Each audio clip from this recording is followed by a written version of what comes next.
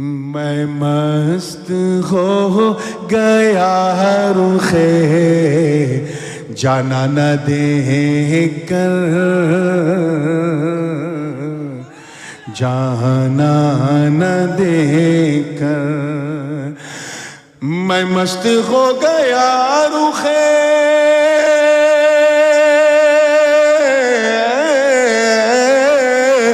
میں مست ہو گیا رخے جانا نہ دیکھ کر، وہ مست ہو گئے مجھے مستانہ دیکھ کر،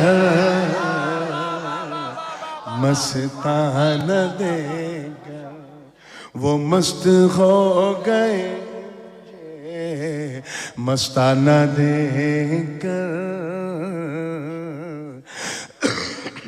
مستانہ دیکھ کر۔ پہلا شعر ہے، اور آپ نے دیکھا ہوگا برسات کے موسم میں، اور بنگال میں کچھ زیادہ ہی دکھتا ہے کہ جب شمع روشن ہوتی ہے تو پروانے جو ہیں، کیڑے مکوڑے یا حشرات الارض، اس کے گرد طواف کرتے ہیں۔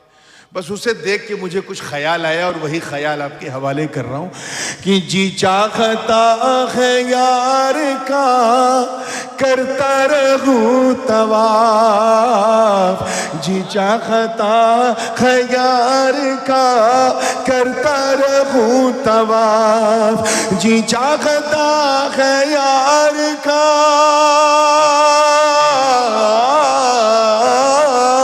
جی چاہتا ہے یار کا کرتا رہوں طواف، اطراف شمع گھومتا پروانہ دیکھ کر،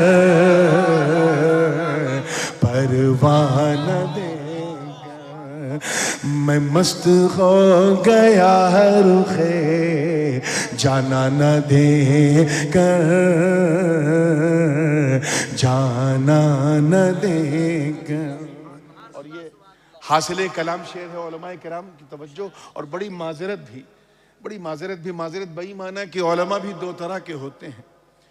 ایک وہ ہیں جنہوں نے مدرسے کی روٹی کھائی ہے لیکن خانقاہ کا دلیا نہیں کھایا، اسی لیے انہیں ہر چیز کی قلت بھی ستاتی ہے، کثرت بھی ستاتی ہے۔ اور ایک وہ ہیں جنہوں نے مدرسے کی روٹی بھی کھائی ہے، خانقاہ کا دلیا بھی کھایا ہے، وہ شریعت اور طریقت کا مجموع البحرین ہوتے ہیں۔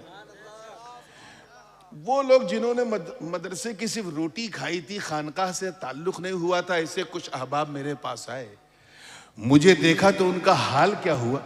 شعر پسند آ جائے تو دعا دیجئے گا، تیار ہے؟ دیکھیے گا کہ عقل و خرد لیے ہوئے کچھ لوگ آئے تھے، عقل و خرد لیے ہوئے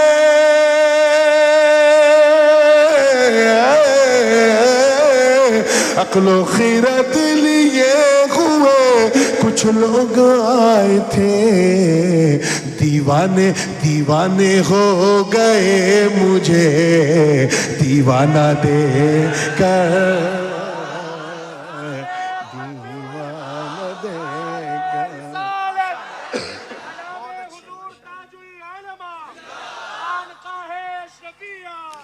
دیوانے ہو گئے مجھے دیوانہ دیکھ کر، دیوانہ دیکھ کر۔ اور شعر بطور خاص دیکھنا ہے کہ کتنے اہل نسبت بیٹھے ہیں کہ لحد کہتے ہیں قبر کی اس گہرائی کو جس میں میت کو لٹایا جاتا ہے، کہ آ کر لحد میں پیر نے جلوہ دکھا دیا۔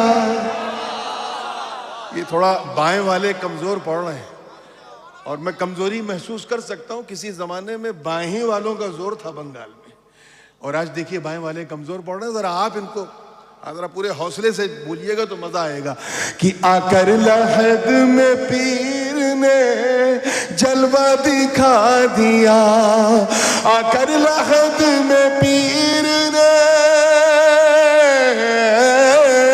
آ کر لحد میں پیر نے جلوہ دکھا دیا، اپنے مرید کا وہاں گھبرانا دیکھ کر،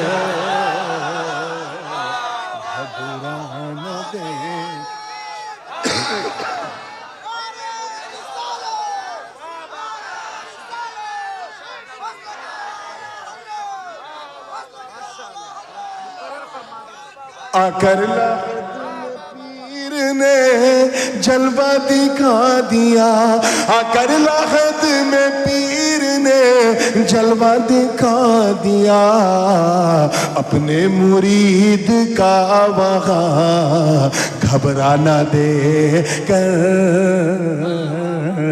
گھبرانا دے کر۔ اور یہ شعر مجھے بہت عزیز ہے۔ اس کا ایک پس منظر بھی بتا دوں کہ جب میں حافظ ہوا تھا تو یہ 1991 کی بات ہے، میں اس وقت 15 سال کا تھا، تو تراویح سنانا تھا مختار المساجد کی توچہ شریف کی۔ حضور سرکار کلا رحمۃ اللہ علیہ نے حکم دیا کہ تمہیں یہاں سنانا ہے، نہ موش نہ داڑھی، بس 15 سے کچھ زائد عمر تھی، سن بلوغ بس شروع ہوا تھا۔ وہ مسجد ایسی تھی کہ آگے کی 2 یا 3 صفیں صرف پیرانے کرام اور مشائخ کی ہوتی تھی۔ اب آپ سمجھیے میرے لیے یہ کتنے بڑے اعزاز کی بات ہے کہ میرے پیر نے 4 سال میرے پیچھے قرآن سن کے یہ کہا پیچھے اس امام کے۔ اب ان کا امام تو انہی کے ساتھ رہے گا نا۔ تو عید کا دن آیا تو ہمارے ہاں طریقہ یہ ہوتا تھا کہ پورا خانوادہ اشرفیہ سرکار کلا کا مرید، تو سب اپنے پیر کو عیدی دیتے تھے۔ تو خلوت میں حضرت بیٹھے تھے، حضور سرکار شیخ الاسلام آئے، انہوں نے عیدی پیش کی، شیخ اعظم آئے، انہوں نے پیش کی، والد صاحب آئے، قطب المشائخ آئے، سب پیش کر رہے تھے۔ میں خالی جیب کنارے کھڑا تھا تو حضرت نے مسکرا کے مجھے بلایا، سینے سے لگایا اور اپنے جیب سے 100 روپے نکال کے مجھے عیدی پیش کی۔ اس منظر کی میں نے منظر کشی اس طرح سے کی ہے، اگر دل کے کسی حصے کو چھو جائے تو دعا دیجئے گا، اپنے مرید کا وہاں گھبرانا دے کر، گھبرانا دے کر۔ میاں توجہ چاہوں گا کہ مستوں کے ازدحام میں پیر مغان بھی، مستوں کے ازدحام میں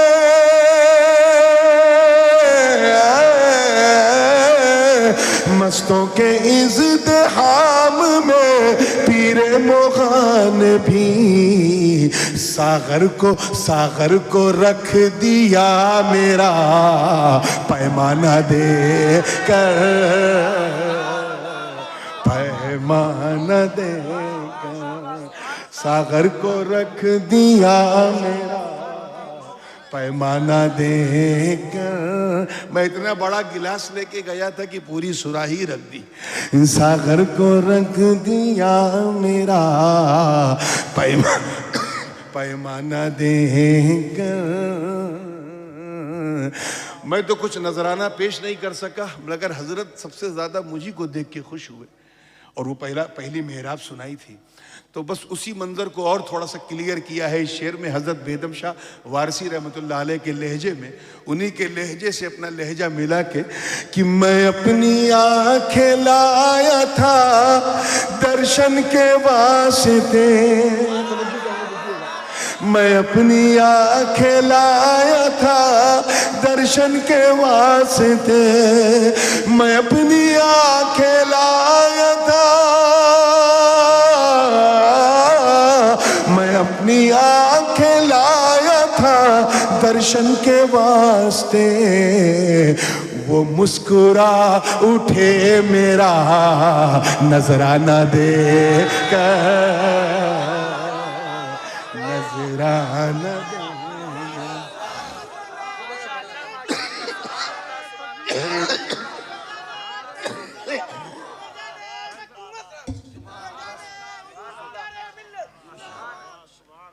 وہ مسکرا اٹھے میرا نذرانہ دے کر۔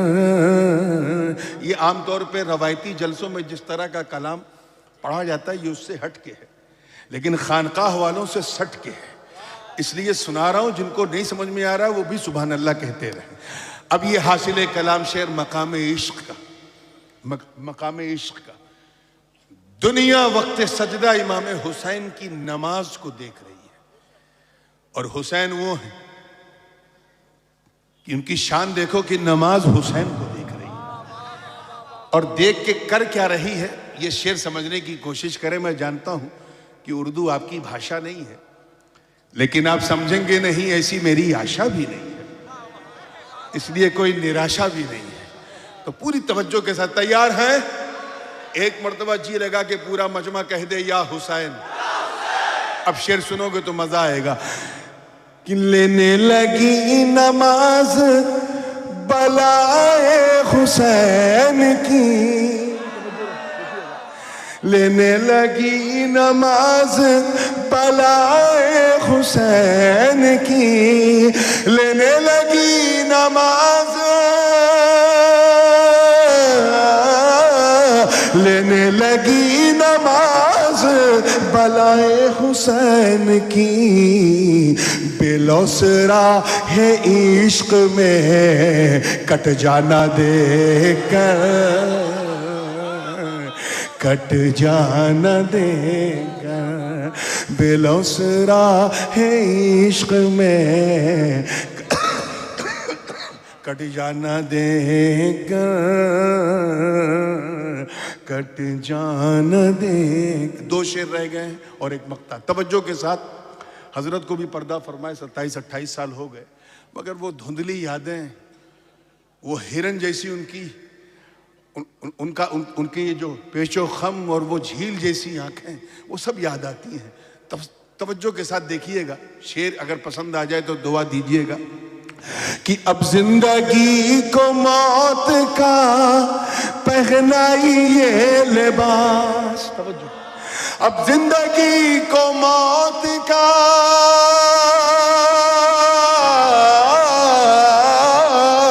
اب زندگی کو موت کا پہنائیے لباس، میں تھک گیا ہوں روئے جا بانا دے کر، ہے جا بانا دے کر۔ آخری شعر ہے اور یہ بس ٹائم کم ہے، گلا بھی ساتھ نہیں دے رہا ہے۔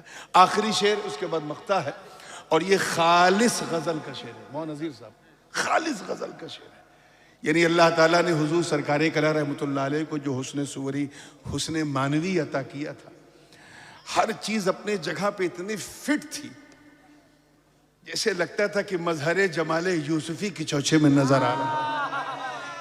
مجھے آج بھی یاد ہے، ایک مرتبہ برسات کے موسم میں عید اضحیٰ تھی اور عیدگاہ میں حضرت کو نماز پڑھانا تھا، گرمی بڑی شدید تھی، امس والی، تو سائیڈ میں ایک پنکھا رکھ دیا، حضرت کاکل رکھتے تھے چہرے پہ، تو پنکھے کی ہوا کا جھونکا جو ہے وہ چہرے پہ پڑتا تھا، اور حضرت سرکار کلام کی کاکل جو ہے زلفیں اڑ اڑ کے ان کے چہرے پہ آ رہی تھی۔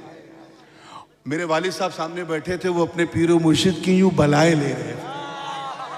بس میں نے اس منظر کی منظر کشی کی ہے کہ حوروں نے اپنے ہوش اسی پر گوا دیے، حوروں نے اپنے ہوش،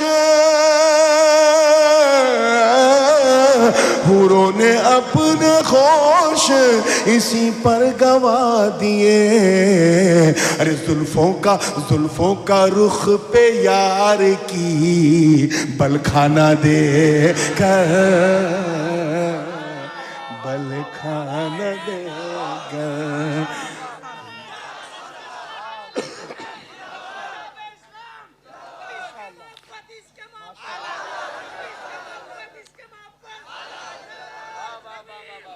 زلفوں کا رخ پہ یار کی بل کھانا دے کر، بل کھانا دے گا۔ آئیے دعاؤں کے ساتھ اس فقیر کا مقطع سماعت کر لیں۔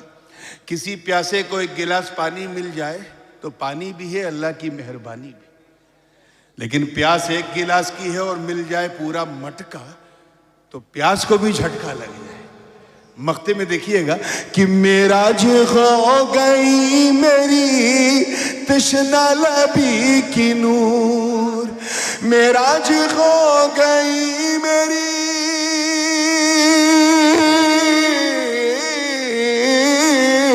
معراج ہو گئی میری تشنا لبی کی نور، آنکھوں میں اپنے یار کی میں خانہ دے کر، میں خانہ دے کر.